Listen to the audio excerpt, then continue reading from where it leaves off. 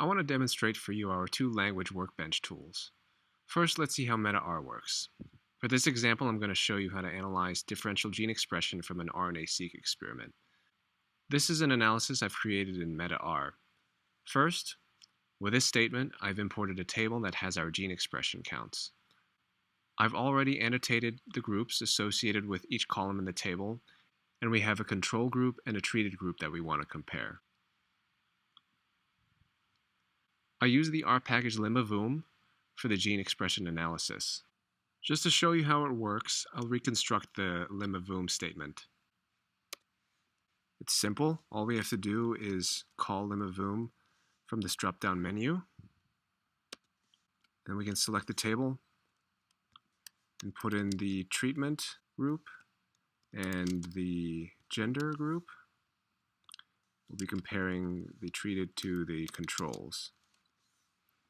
In addition, we also need to have limavoom give us the adjusted counts, and we can rename the outputs.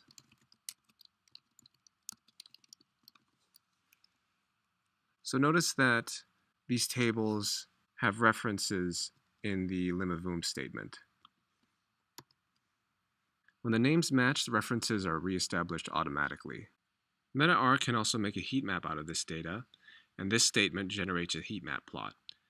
It was also built using the same autocompletion feature in these drop-down menus. The multiplot statement conveniently shows the plot inside the analysis. Note how the graphical interface integrates seamlessly with the rest of the analysis. I can show the preview of the heat map, and then I can just as easily hide it, all with the click of a button.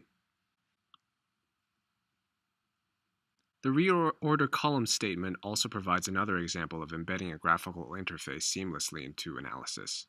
A preview of the columns shows up in the inspector window, and we can reorder these columns using the buttons provided here. So I want to move the p-value next to the log fold change column and also the adjusted p-value.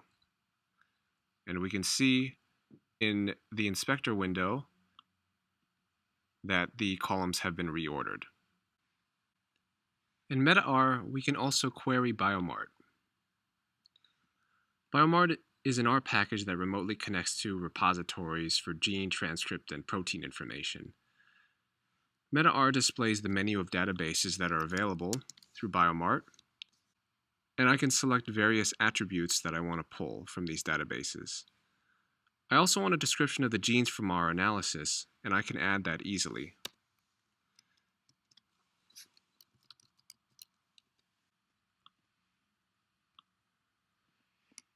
So with several META-R statements, I've generated a complete analysis.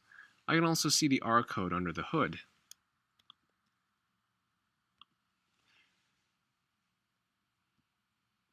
This is the R code that I would have had to generate to do all of this analysis.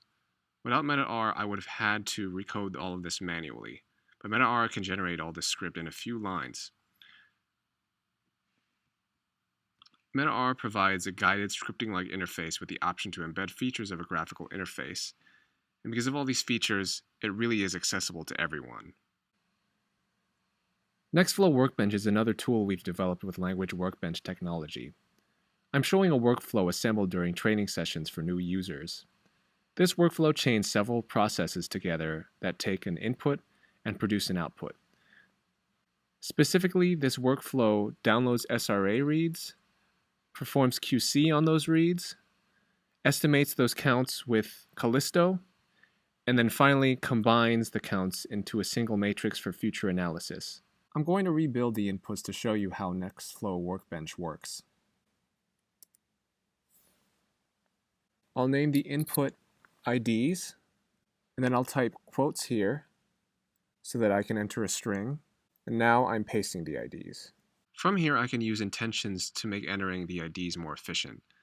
Intentions are simple context-dependent menus that appear underneath these light bulbs. Here are two examples of intentions. Here we take an initial input of SRA IDs, and we can then split them by the delimiter using the intention.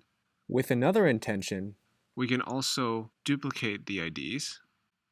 I'm going to show the process that downloads the reads from the input. The download reads.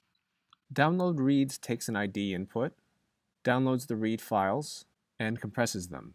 And this is based on the script that I've written here. Here I used autocompletion to enter in the ID.